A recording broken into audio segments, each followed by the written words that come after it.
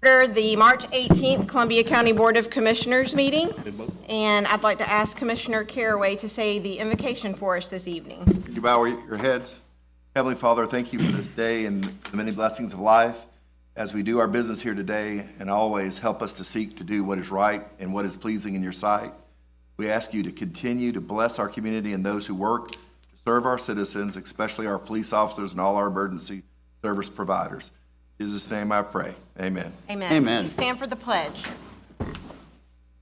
I pledge allegiance to the flag Of the United States of America, to the republic for which it stands, one nation, under God, indivisible, with liberty and justice for all.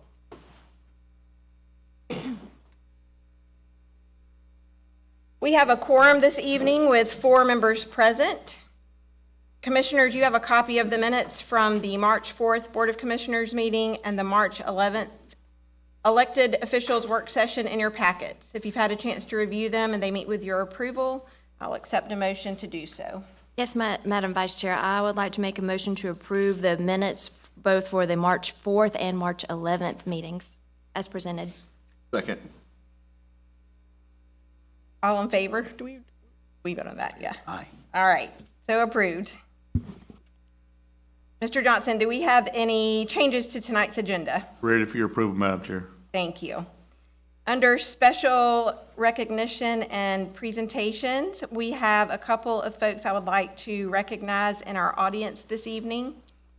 We have a Boy Scout troop with us, and guys, if you would like to stand up and give your name and tell us what school you go to, we'd love to hear from you.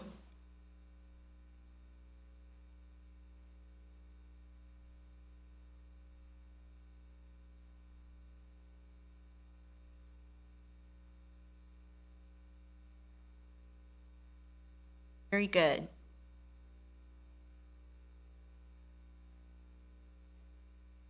Well, we're so glad that you're all here with us tonight, and we hope that you learned something. We had a little tour beforehand with the troop, and I think that they enjoyed that. So we also have some members of Columbia County youth leadership with us. If you'd stand up and give us your name and where you go to school.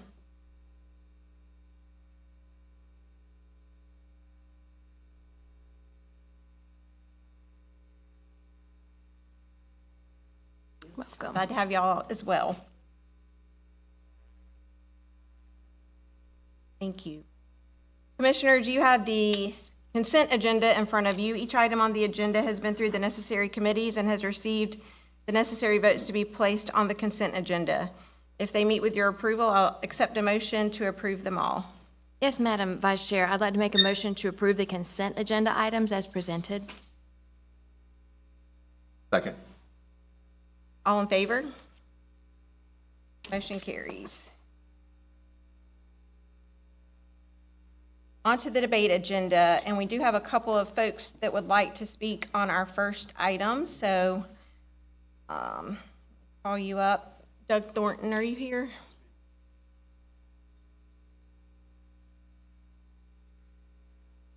We'll state your name and address for the record, and you'll have 5 minutes to speak. Yes, ma'am.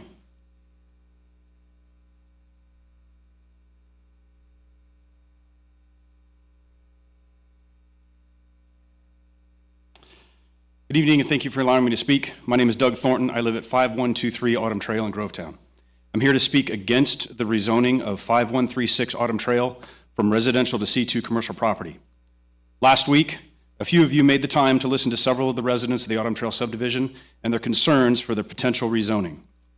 For the rest of the commission, I'd like to represent a significant portion of our neighborhood and community to state our concerns.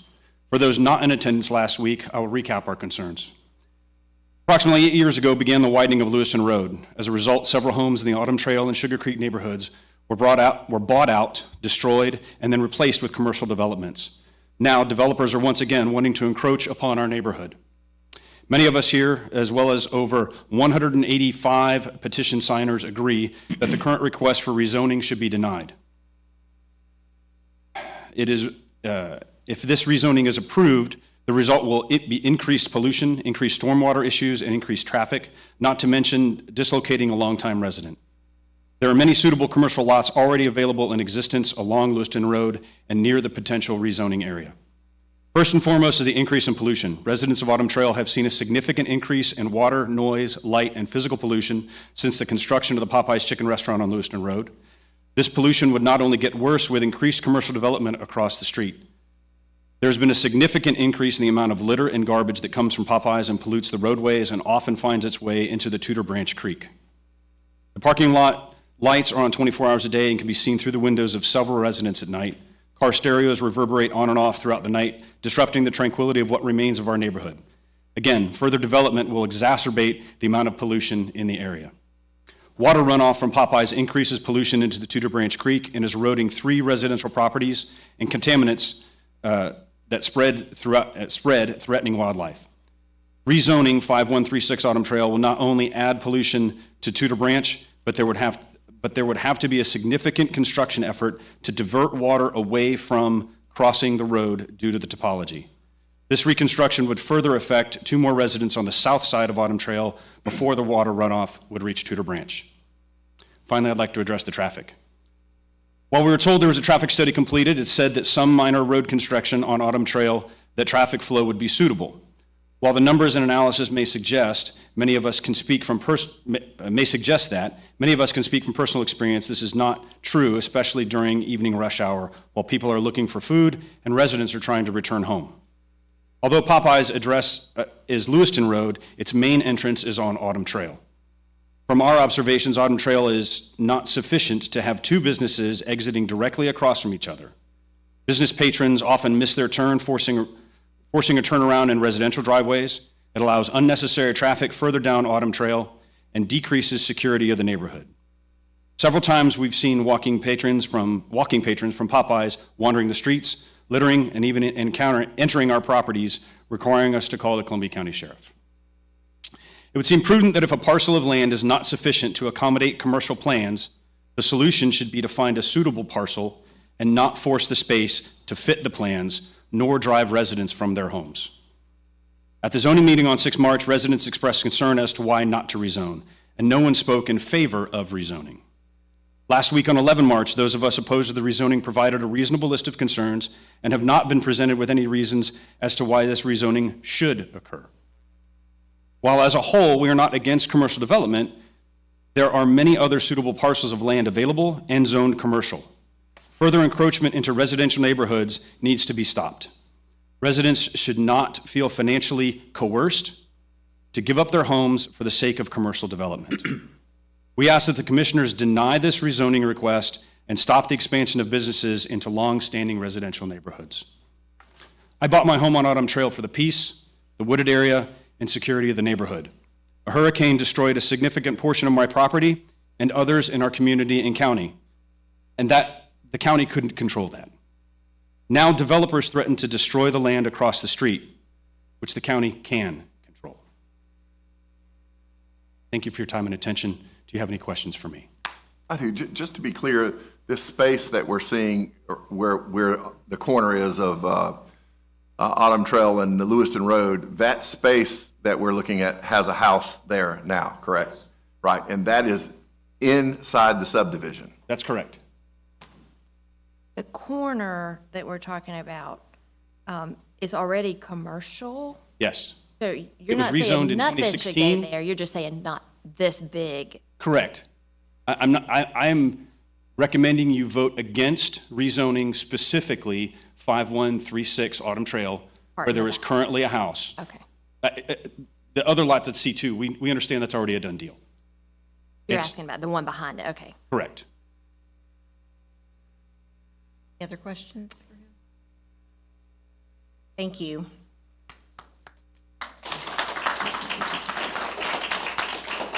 Mr. Demeyers would also like to speak on this topic.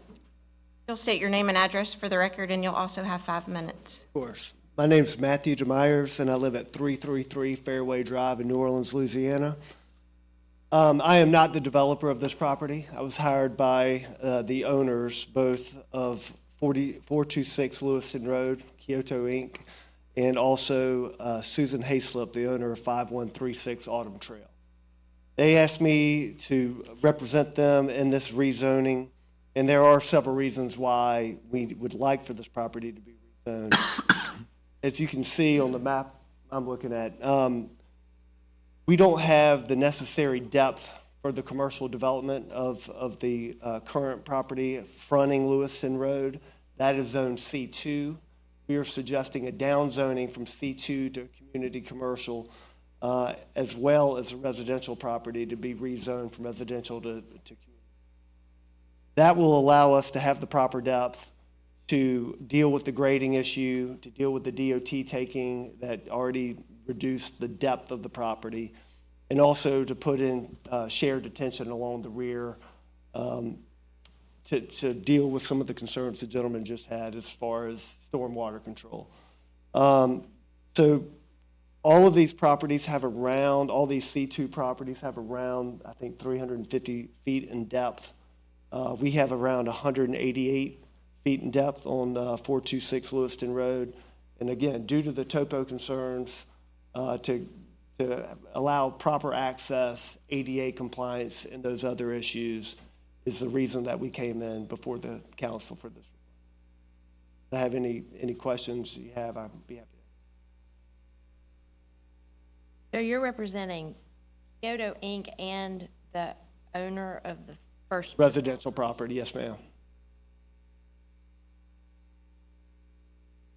Thank you. Thank you. Mr. Shockner, could you just give us a kind of general overview of? As has been mentioned, it is a request to rezone from C2 on the front parcel down to a CC, as well as a R2 property to a CC. So it's a downgrade in zoning for the commercial property, but it's an upgrade in zoning on the residential property. As mentioned, it was requested to allow them to install buildings. One's, I believe, proposed a bank, Chase Bank, the other for an Olive Garden. Property line here, this is the residential property that you see on the map we were looking at earlier, where the bank and the Olive Garden sit. Currently, that is already zoned C2. There's been some revisions to this plan. They originally showed their driveway here. We're asking that if this gets approved, that this driveway get relocated down across from Popeyes. We did go back and add some additional conditions to this. If the commission were to approve it, they have to do a full traffic study on that intersection to kind of improvements that need to be made to handle the additional traffic. That condition in your packet if you choose to approve this item. That's the gist of it in whole. I'll be happy to answer any questions that you may have about it. The first speaker mentioned something about runoff from Popeyes. Are the existing businesses right there in that section, are they not in conformance with stormwater regulations? Or we already have a problem with that? I did hear that, and I have not been involved in that. That was my first time personally hearing that, but they should have built to county standards, so the Popeyes is here. There is, I believe, we don't have it on this map, but I believe if you look at our maps online, there's a blue line that runs something like that. That is not accurate at all, but there's some sort of natural draw through the area that water flows. Are they discharging their pond into that and it's causing damage downstream? I don't know. I'm hearing it same time you I know heard it. that's the other side of the road in a different business, but I was Right. wondering about the topo of that whole section right there, being below the grade on that side. Yeah, water's gonna go down to the creek. There's no way around that. Eventually, water's gonna go that way. Everybody's water goes to the low point, so. That was a lot of paving. That's taking an Yes, it extra lot to. is. So, there are some new regulations that have been put in place by the state agencies on detention. So in the past, you just had to detain to the point where you discharge no more water than you did before you developed the property. New regulations require you to retain the first inch of rain that falls on your property. So they'll have to, if this is approved, they'll have to design to that standard. The first inch of rain cannot leave that site. So that should alleviate some going downstream. Now, if it rains 10 inches of rain, there's going to be water leaving this site. That's just life works. What is on the other corner of Autumn Trail? Which Cross Autumn Trail on the same side of that is. Popeyes and Pinnacle Popeyes at a Bank. bank. Popeyes. So Popeyes is here. Over here, this is the Kroger Shopping Center. Got a couple little, I'm gonna call them strip centers, but 3 or 4 tenant buildings on the corner. I'm sure they could tell you exactly what the Outbuildings. tenants are.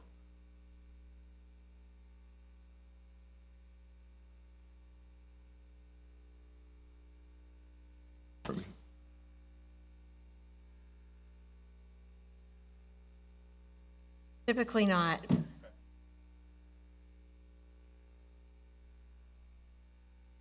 Like to hear any additional information? I'm ready to, Have a motion? Yes, ma'am. I would like to make a motion to deny the request for rezoning from C2 and R1 to CC for property located at tax map 068, parcels 095A and 096. Second. All in favor, raise your right hand. Opposed? Motion carries and zoning remains as is.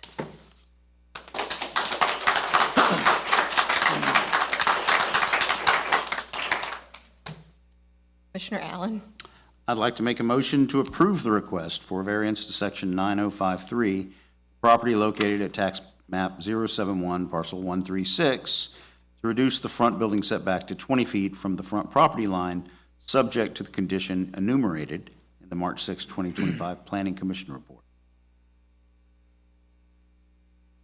Second. So currently, there's a 55-foot from the center line setback on this property. Teresa, if you'll go to the aerial photograph that shows the school property as well, over your first or second slide.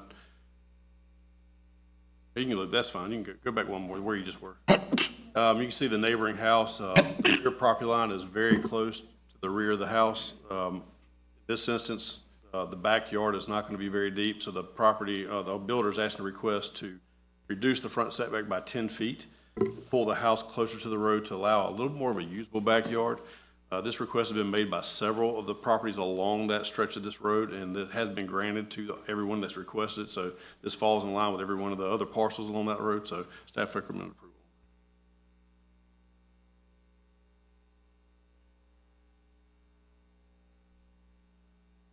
we have a motion and second on the floor. All in favor, raise your right hand. All opposed? Motion carries. Any legal matters this evening? No legal matters.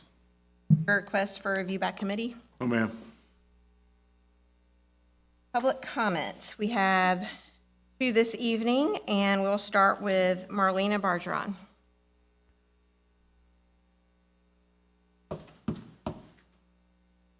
Good evening. If you'll state your name and address, and you'll have 5 minutes. Thank you, Madam Chair. Marlena Bergeron, 2545 Willow Creek Court. Thank you for this opportunity to speak. What a wonderful time of year to be in Columbia County. Mockingbirds singing, lightning bugs blinking, blossoms on eastern redbud trees, and pollen on everything as far as the eye can see. I love being outside and am indoors only out of protest or to pick up my library books once a week. Please remember to mark your calendars. April 6th through 12th is National Library Week. This county is safe and gorgeous. 7th wealthiest county, the 15th largest in population with 165,000 people. We are not all going to agree on everything. With all these blessings and wealth, I ask, do we have tolerance for one another? I'll speak for the majority of library users and say yes. Commissioner Caraway, that was a lovely invocation you gave at the beginning. I often reflect on Philippians 4:8. Whatever is true, whatever is noble, whatever is right, whatever is pure, whatever is lovely, whatever is admirable. If anything is excellent or praiseworthy, think about such things. Whatever you have learned or received or heard from me or seen in me, put it in practice. I am here to advocate for tolerance at the library, to defend the library, and to update the public record on last week's library proceedings. 4 final candidates will be interviewed after 1 rescinded for regional director to replace the director who served 15 years as regional and county director and would have retired serving Columbia County had it not been for the guidelines. One patron asked David Davis to step down from the board after he actively lobbied for SB 74, which would criminalize librarians. He did not. I asked the regional and county boards to have another vote on the guidelines. They did not. The lawyer on a taxpayer-funded retainer was present at the regional board. Dr. Sandra Caraway's last action as the chair was to nominate David Davis as the new chair, unaware, unconcerned, or in alignment with his support of criminalizing librarians. Hillary Millar, who publicly supports SB 74, was nominated vice chair. Blatant partisan activism by library board members and the vaguely discriminatory guidelines are violations of the Columbia County Library Bill of Rights. out of 159 counties in Georgia, I don't know why we need an additional set of guidelines filtering our book collection. Nor do I understand anyone who'd want to criminalize librarians at the state level and deputize patrons and county officials, elected or appointed. Imagine the stress of this, driving our librarians to quit, the reduction in services, operating hours, and fewer programs, including story times. I don't want any of that, and librarians are already quitting. That what you want? God, is that what you want? How many of you support your appointed library board members on SB 74? Would you please give me a show of hands? Do you agree Davis should be lobbying for SB 74, especially now that he's responsible for leading the board, public meetings, and authorizing book procurement funds? We're not here for you to ask us to make motions and vote on things. Please continue with your statement. Understood. Do we really want our taxpayer-funded police arresting librarians? SB 74 is a homegrown effort, just like the Columbia County Guidelines. And all my life as a military spouse moving from Alaska to Mississippi to here, I never walked into a public library and thought it was my job to police books. When I had my son, my only job was to police him. When I served the board, my job was not to police books, but to uphold library policies and procedures. Ironically, a song by the Police is called Canary in the Coal Mine, and that's precisely where we're at. Our library, just like our community, just like us individuals, is not perfect by any means, but American-made with local and global access, assembling all our superheroes and stories together in one place, we become something and achieve something stronger and more perfect than any one individual or viewpoint could. We are good people here. We are good parents, and the vast majority of parents will tell you it's a much bigger problem to keep kids off a screen than it is to keep them away from a library book. We are principled, and we do care about religious freedom, parental rights, social justice, and personal accountability. Rescind the unnecessary and unconstitutional guidelines, speak against SB 74, and replace anyone on the board who supports such divisive and contentious legislation. I will end with Matthew 25, verse 40. I tell you the truth. Whatever you did for one of the least of these, you did for me. Thank you. Thank you.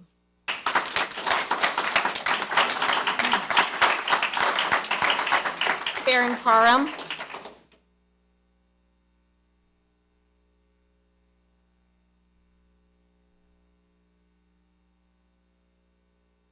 Please state your name and address for the record, and you'll have 5 minutes. Tough act to follow, but as you know, my name is Karen Parham, 3421 Hilltop Trail in Evans. I'm talking to you as the chair and founder of the newly incorporated Freedom to Read Coalition of Columbia County. I brought this list of books that have been reclassified since 2024. The first 3 books on the list were reclassified before the guidelines were voted on by the commissioners. The rest of those titles were moved after. All of the ones highlighted in pink have LGBTQ content. So regardless of your intent when passing the guidelines, it has disproportionately affected those books.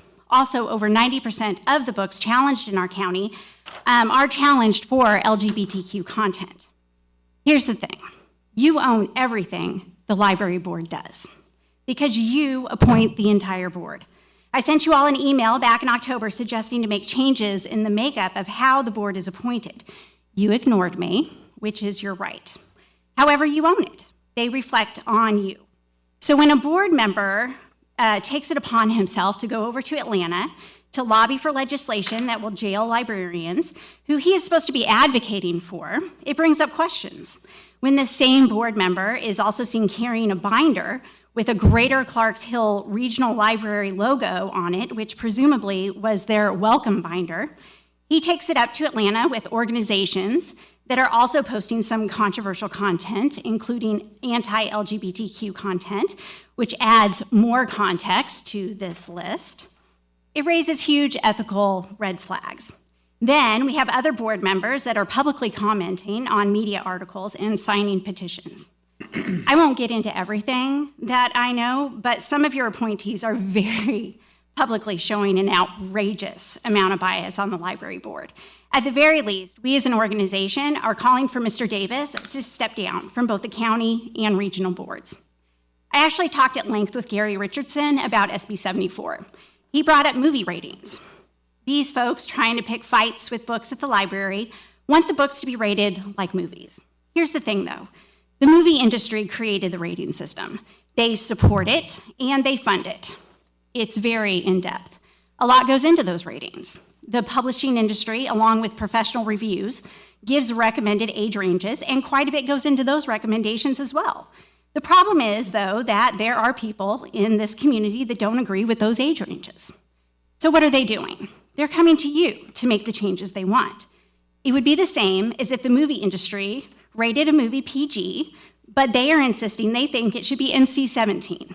And they're coming to you and wanting you to just have the movie theaters in Columbia County treat the PG-rated movie like it's NC-17. With SB 74, they are going to our lawmakers and saying they want to put the movie clerk in jail if they allow anyone under the age of 17 to watch the movie that is rated PG by the movie industry.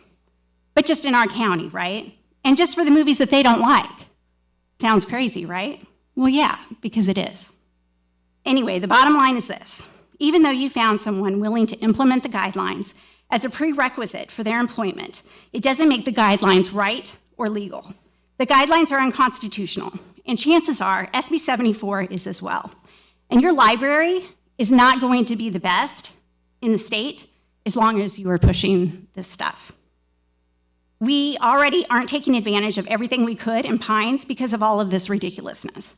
Please, have your appointees repeal the guidelines and stop with the nonsense. I'm sure there are more people in this county that prefer you to focus on infrastructure projects and debris removal than some political takeover of the public library hell-bent on curating the children's sections to only reflect one political religious worldview. Thank you.